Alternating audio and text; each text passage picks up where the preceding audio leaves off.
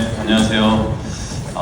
천년의 완주 북토크 저희 완주행에 와주신 여러분들 진심으로 환영하고 감사드립니다.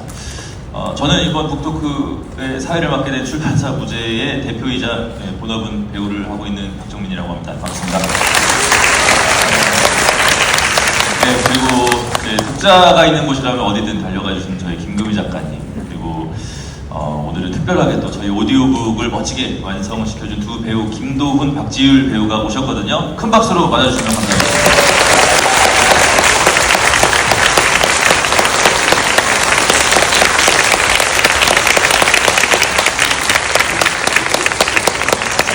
앉기 전에 인사 한번 드리겠습니다. 자, 차렷 인사. 안녕하세요. 예, 그러면은 우선 작가님부터 저희 독자분들에게 자기소개 및 인사 부탁드리겠습니다. 네, 여러분 안녕하세요. 천여름 완주를 쓴 소설가 김금희라고 합니다. 이렇게 많은 분들이 와주셔서 정말 행복하고 좋은 하루인 것 같아요. 감사합니다.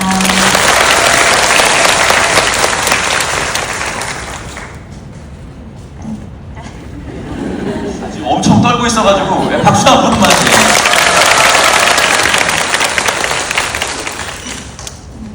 안녕하세요. 천여름 완주에서 양리 역할을 맡은 박지율입니다. 네, 안녕하세요. 천여름 완주에서 어저기 역할을 맡은 김도훈입니다. 반갑습니다.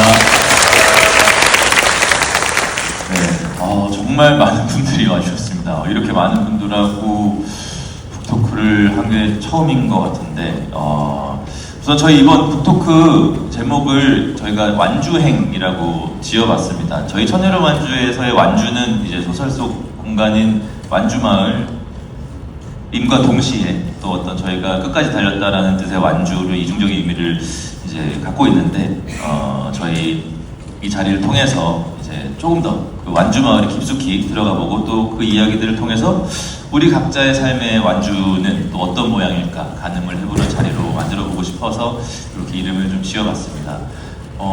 저희 오늘 작가님 네. 한 400명의 독자분들이 오실 거거든요. 네. 네, 이 정도 규모의 북토크는 저 진짜 처음 해보는데 어떻게 제 입으로 사실 이런 말씀드리기 조금 뭐하지만 그 천여름 완주의 흥행 체감하십니까? 흥행 돌풍 체감하죠. 체감하십니까? 네, 어떤 식으로 체감이 되시나요? 일단 제 친구가 자꾸 걱정을 해요. 제가 자기 곁을 떠날까봐. 사람이 떠날까봐? 너무 성공해서 자기 안 만나줄까봐 걱정을 하고, 저희 엄마가 자꾸 이 박 사장님 그 유튜브에서 검색해가지고 알고리즘으로 뜨면 그걸 다 보고 계세요. 큰일 났다. 저도 알지 못하는 스케줄을 자꾸 저한테 말씀해 주시고 어디 나왔더라 이런 말씀해 주시고, 그래서 뭔가 이렇게 제가 책을 내고 끝나는 게 아니라 그 후과가 되게 크다 이런 거 느끼고 있습니다. 네. 다행입니다. 예. 앞으로 저는 항상 작가님께 말씀드리죠. 열심히 팔겠습니다. 네. 앞으로 또 홍보와 저희 책을 소개하는 데 있어서 심혈을 다해서 저희가 임해보도록 하겠습니다. 자, 그리고 이제 다음으로 저희 도훈 씨 정말 고맙습니다.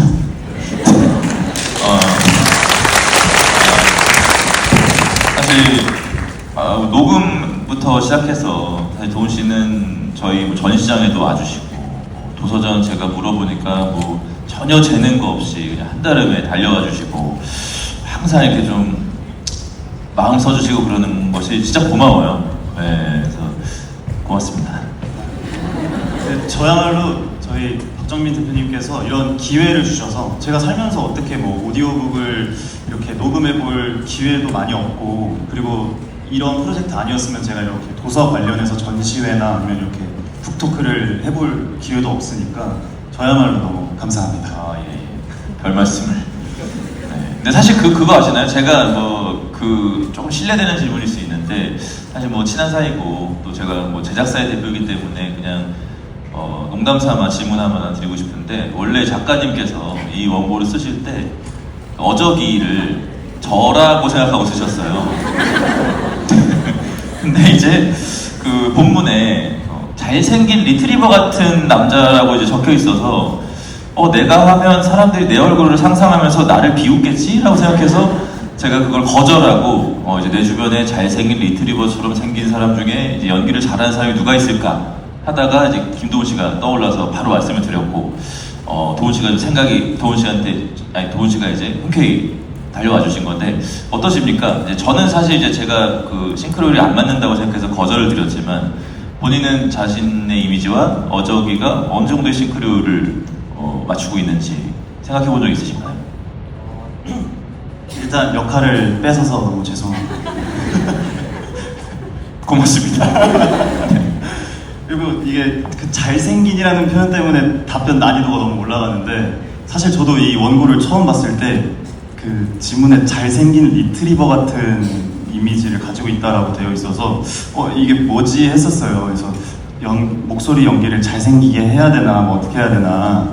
근데 뭐 어적이랑의 싱크로율은 뭐 외적인 거는 잘 모르겠는데 성격적인 거는 뭔가 이렇게 사람들하고 친근하게 잘 어울려 지내는 거는 또 비슷한 것 같고, 반면에 어저기는 좀 덤덤하고 인내심이 있는 인물 같은데 저는 약간 좀 호들갑스러운 게 좀 있어서 또 그런 건 또 다른 것 같고 해서 그냥 한 50에서 60 사이 정도 되지 않나? 네. 꽤 자세하게 얘기를 하네요.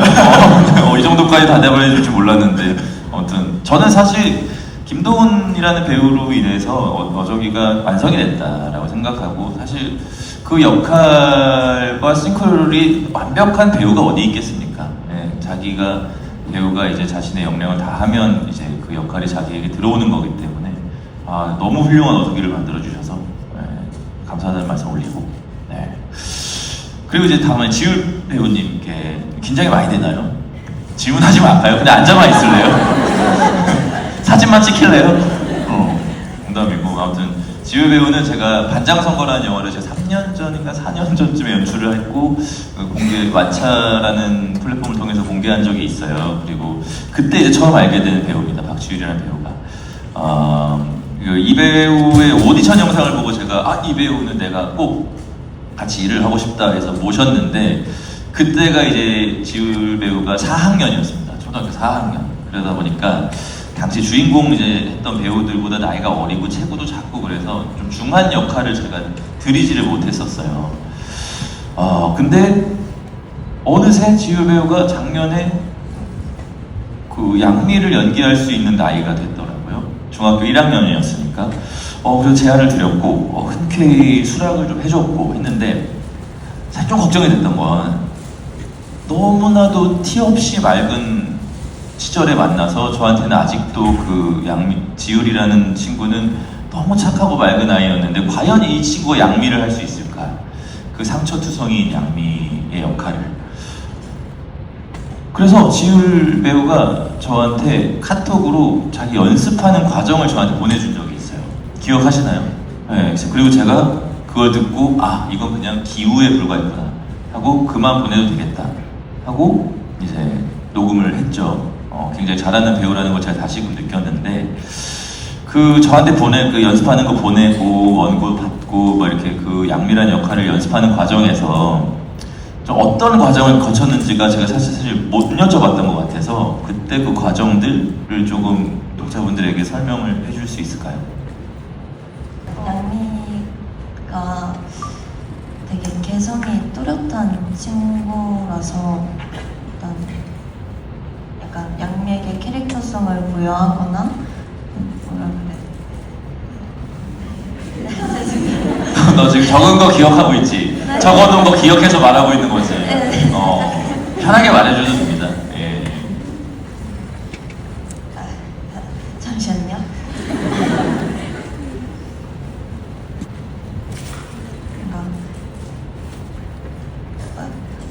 양미에게 캐릭터성을 부여하거나 약간 어떻게 연기할지를 제가 좀 상상하는 게 좀 나름 수월했었던 것 같아요.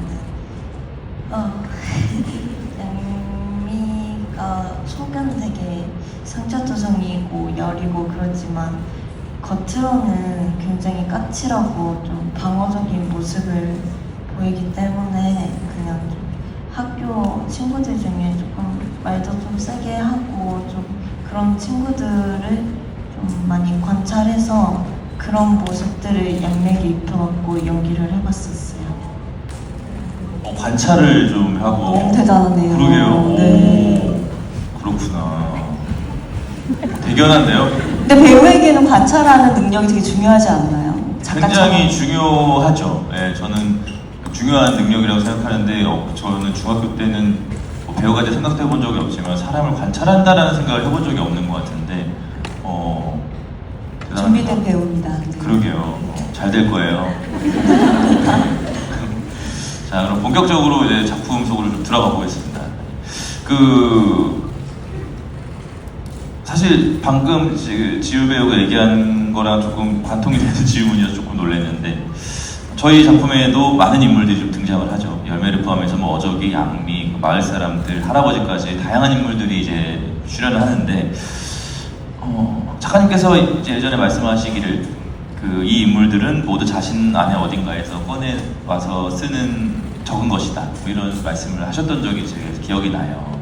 그래서 그런 것들, 그런 자기 어쨌든 본인 안에서 나오는 인물들이기 때문에 그런 인물들이 과연 작가님이 지우리처럼 평소 관찰을 해놓고 적어놓은 것들인지 혹은 그냥 삶의 경험들, 뭐 나의 시간들이 축적이 되어서 그때그때 그냥 자연스럽게 떠오르는 인물들인 것인지 저는 좀 그 인물들을 설정하실 때 그 과정들이 저는 좀 궁금했습니다. 뭐 이렇게 적어놓거나 하지는 않지만 마음속에 좀 기억을 하는 편인 것 같아요. 그러니까 아까도 관찰 얘기했지만 지율 배우가 말했듯이 소설가나 연기하시는 분들이나 타인에게 관심이 더 많아야 하고 그거를 늘상 몸에 이제 익혀져 있어야 되는데 관찰이라는 게 그래서 타인한테 관심이 많아요. 타인한테 더 관심이 많고 항상 하는 사람이 너무 재밌다고 생각을 하고 말하는 것보다 듣는 걸 사실 더 좋아하고 그렇거든요. 그래서 매일매일 어떤 레이어가 쌓이는 것 같아요. 그러니까 며칠 전에도 나한테는 없는 어떤 되게 재미난 광경을 봤는데 제가 성당에서 이제 기도를 이렇게 마리아님 상 앞에서 하려고 했는데 어떤 분이 풀을 막 밟고 계신 거예요. 어떤 그 여자분이 나이가 좀 있으신. 그래서 왜 저렇게 풀을 다 짓이기고 계시지? 그래서 그렇게 관찰을 하고 있는데 친구분이 오셨어요. 근데 친구분한테 내가 허리가 아파서 이 풀을 뽑아드릴 수가 없으니까 나지 말라고 내가 열흘에 한 번은 와서 이 풀을 밟는다 이렇게. 그럼 풀은 죽어야 하는 건지 잘 모르겠지만 어쨌든 그렇게 행동을 하시는 걸 보고 내가 저 모르는 어떤 사람의 면을 본 것 같은 기억이 있는 거예요. 그럼 이제 그런 걸 담아놨다가 나중에 그런 캐릭터를 쓸 때 마리아님을 위해서 풀을 짓밟는 이런 캐릭터를 언젠가는 쓸 수도 있겠죠. 네, 그런 식입니다. 근데 작가님 주변에 그런 일이 많이 일어나는 것 같아요. 저 이상한 사람이 되게 많이 붙어요. 정말. 심지어 외국에 가도 저한테 길 물어보는 사람 되게 많고요. 대표적으로 붙은 이상한 분이 이제 저 마지막 한 번만 갑자기 나타나서 책을 쓰자고 하는데 그렇죠. 네. 그렇겠네요. 네.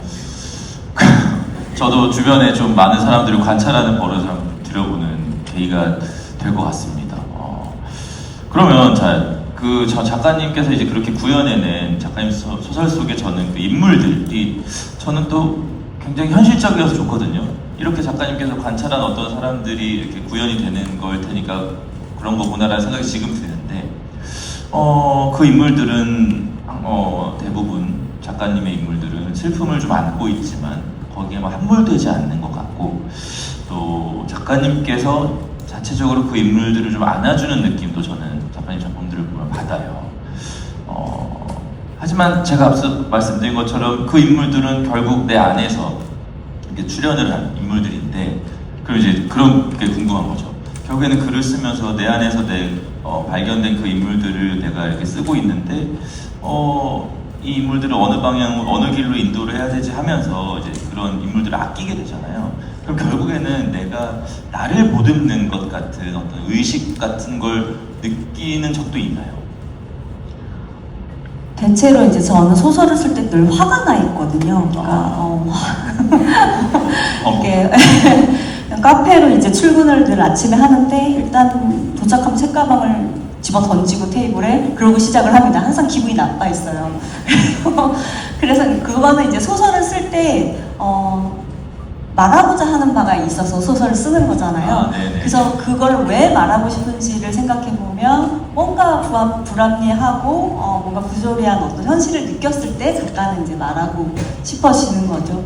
그래서 소설을 쭉 쓰다 보면 제 힘이 아니라 이 소설이라는 것이 상당히 뭔가 맥락화, 현실의 불의가 있다면 그 불의를 맥락화하고 어떤 희망이 있다면 희망을 맥락화하는 힘이 있기 때문에 제 능력이 아니라 그냥 글과 이야기의 힘으로 결말에 가서 지금 대표님께서 말씀하신 그런 보듬는 방향으로 가는 거지, 개인 제가 했다면 아마 늘 뭔가 캐릭터가 다 죽거나 갈리거나 뭐 그런 제 성격대로라면 그렇게 갈 확률이 높지 않을까 싶어요. 네. 네.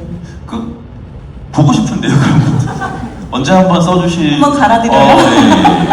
알겠습니다. 네. 자, 그러면 그 두 배우에게도 한번 좀 여쭙고 싶은데, 뭐 간단한 질문부터 시작을 할게요. 시간이 좀 지나긴 했죠. 거의 1년 가까이 이제 지나가고 있는 와중인데, 천년의 만주 처음 읽었을 때 느낌이 좀 궁금합니다. 그리고 본인들의 인물을 이제 처음 맡게 됐을 때, 이 인물, 나에게 어떤 이런 감정들을 주는 것 같다라는 든지, 뭐 어떤 식으로든 그런 인물에 대한 소감 같은 것들도 좀 여쭤보고 싶었어요. 도훈 씨부터. 네.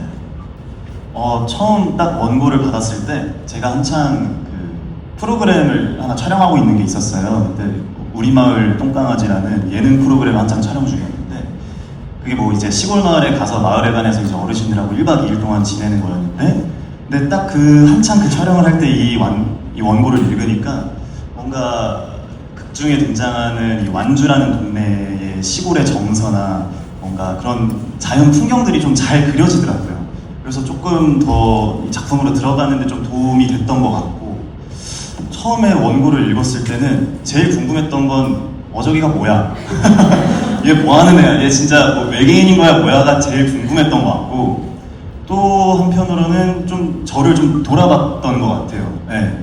뭔가 이 열매가 뭔가 상처를 받고 이 완주라는 동네에서 회복해 나가는 그 과정에 있어서 나 또한 뭔가 어떠한 사건이나 감정에 몰두돼서 중요한 거를 놓치고 간 건 없나 하면서 다시 한번 생각을 해보게 된 것 같고, 그리고 무엇보다도 인물들이 너무 재밌었던 것 같아요. 그러니까 짧게 나오는 인물이어도 이 사람은 뭐 하던 사람일까라는 궁금증이 생겨서 그런 거 보면서 진짜 작가님께서 이 인물들을 되게 입체적으로 상상력을 발휘할 수 있게끔 잘 써주셨구나 하면서 또 감탄했던 것 같고, 무엇보다 그리고 또 이제 저는 어쨌든 어적이라는 인물을 연기를 해야 되니까 이 인물을 어떻게 연기를 해야 될까에 대한 고민이 많았는데, 뭔가 초자연적인 존재로 뭔가 모든 것을 초월한 듯이 연기를 해야 되나? 아니면은 그거를 일반적인 사람처럼 그냥 표현을 해야 하나? 그거에 대한 고민이 많아서 박정민 대표님한테도 따로 막 연락드리면서 막 여쭤봤던 기억이 있는데, 되게 어적이라는 역할은 저도 살면서 처음 마주한 역할이라서 되게 어려우면서도 신기한 역할이었던 것 같아요. 네. 할 말이 없습니다. 그러니까 제가 어디에서도 말했지만 어저기 목소리 들을 때 그 구덩이 안에서 얘기할 때 사실 그거 쓰면서 되게 걱정을 많이 했거든요. 이게 자칫 잘못하면 너무 비현실적으로 들리거나 그럴 수 있는데, 근데 실제로 이제 파일을 주셔가지고 들었을 때 그 부분만 나오면 이렇게 소름이 돋을 정도로 숲의 여기저기에 숨을 보내라는 그 씬을 너무 아름답게 해주셔가지고 놀랐어요, 진짜. 네, 정말 대단한 배우라는 걸 좀 다시금 깨닫는 순간이었다라는 말씀드리고 싶고, 지율 배우는 어땠을까요? 오늘 원고를 처음 받았을 때 이게 좀 네가 연기해야 되는 그런 거니까 좀 꼼꼼히 읽어봐야겠다고 했었는데, 읽다 보니까 책이 너무 재밌어가지고 그냥 책에 완전 푹 빠져서 양미한테도 그냥 쉽게 몰입해가지고 그렇게 읽었던 기억이 나요. 천부적인 몰입 능력이 있는 배우인 거죠. 예, 나이도 어쨌든 지금 더 뭔가를 받아들이기 쉬운 나이고 하다 보니까 정말. 저 하나 질문 있어요. 그 대사가 하나가 바뀌었잖아요. 잘난 척하지 말고 들어갔잖아요. 네네네. 그건 어떤 마음에서 넣는지 궁금해요. 그 저기 열매한테 후반부에 열매한테 할 때 제가 쓰지 않은 한 문장을 이렇게 연기를 했어요. 맞아요. 저도 근데 네. 너무 좋아가지고 제가 음. 책에도 넣었거든요. 그건 어떻게 이렇게 탁 나온 건지. 그거는 제가 그렇게 하라고 아 진짜? 왜요? 여태껏 말을 안 했잖아요. 몇 차례 제가 얘기를 했을 때도. 그때는 생각이 안 났었는데 지금 들어보니까 그 제가 하라고 그랬던 그러니까 이게 그렇게 딱 하니까 뭔가 좀 더 서글프고 뭔가 더 양미스러운 면이 좀 있어가지고 잘난 척하지마 하는 거 그랬던 것 같은데. 아 네. 네, 근데 맞아요? 근데 지금 저희 배우들, 그러니까 특히 양미나 그 저희 파드마, 율리아 이런 친구들이 대단한 게 네. 물론 뭐 이제 성인 배우들은 경험이 많기 때문에 그런 것들이 굉장히 유려하지만 근데 그런 어떤 추가 대사들 애드립으로 잘 들리지 않아도 저 멀리에서 들리는 것 같은 추가 대사들을 녹음해야 될 때가 많았어요. 근데 그 친구들이 뭐만 이렇게 주문을 하면 뚝딱 나와요. 네, 뚝딱 하더라고요. 저는 그게 너무 신기해서 그때 그래서 정해진 분량이 아닌 그 더 많은 양들을 막 녹음하고 그랬었죠. 한 번에 너무 잘해가지고 잘했어요.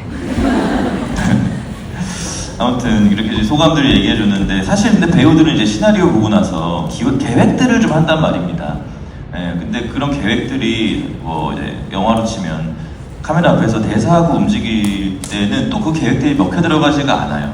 그리고 나름대로 이제 대사를 하거나 몸으로 움직일 때 들어오는 감정들은 조금 내가 계획했던 거랑 다르거든요. 그래서 저는 개인적으로 이 두 배우에게 녹음할 때 굉장히 놀라웠던 지점이 뭐였냐면 그 마이크 앞에서 사실 마이크 앞에서 이걸 읽는 거잖아요. 그 카메라 앞에서 우리가 대사를 외워서 정말 말 그대로 연기를 하는 거지만 이거는 조금 더 낭독에 가까운 연기였는데도 불구하고 그런 텍스트를 굉장히 거리낌 없이 몸으로 취한다는 느낌을 제가 좀 많이 받았었어요. 그때 스튜디오 밖에서.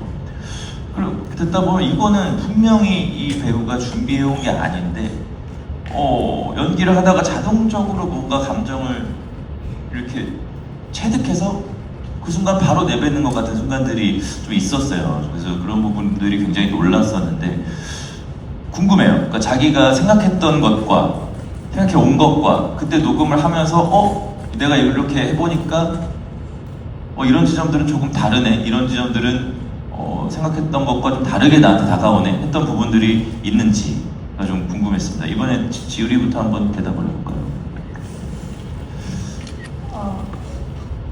일단 솔직히 좀 자연스러운 부분 그런 것들은 좀 몇 가지는 준비를 해가고 또 몇 가지는 그냥 연기를 하다 보니까 조금 녹아든 게 있는데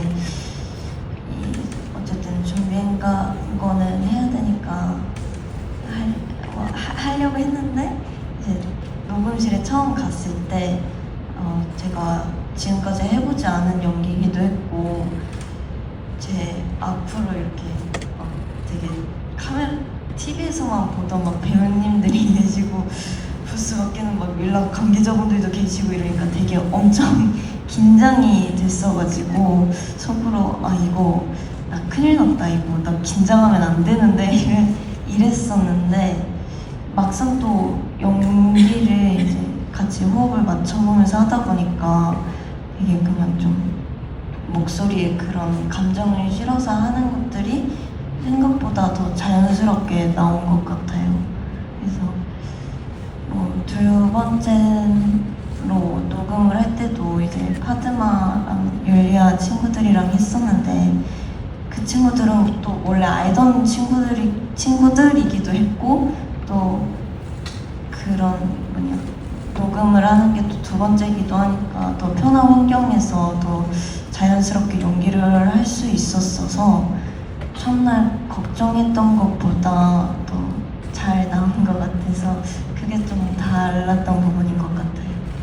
그러니까 그러네요. 유일하게 이 두 배우가 혼자 녹음한 적이 그러니까 도훈 씨는 혼자 녹음한 적이 한 번도 없고 지율도 혼자 녹음한 적이 없죠. 혼자 녹음을 하지 않은 두 배우네요.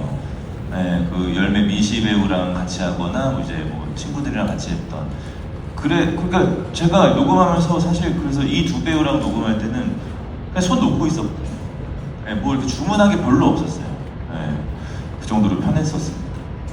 도훈 씨는 뭐 또 좀 달랐던 거? 저는 아마 혼자 녹음했으면 진짜 엉망으로 했을 것 같아요. 뭔가 상대방이 어떻게 대사를 하는지도 모르니까 그냥 제가 막 뭔가를 다 정해서 왔었을 것 같은데, 근데 이제 가기 전에 이제 어떤 식으로 녹음을 하는지 여쭤봤더니 이제 열매 역할 해주신 민시 배우님도 계실 거고 같이 이제 녹음을 할 거다라고 해주셔서, 실은 제가 이제 앞서 질문에서 이제 어저기를 어떻게 표현할지 못 정했다고 했잖아요. 못 정한 채로 갔어요. 그러니까 내가 이 인물을 어떻게 특정지어서 가는 것 자체가 약간 너무 한계가 있다라는 생각이 들더라고요. 막 레퍼런스 찾아보려고 막 나는 자연이다 이런 것도 보는데 도저히 그 자연인을 왜 나는 자연인이다를 찾아봐. 말벌 아저씨 같은 거 따라하려고 그런 거야?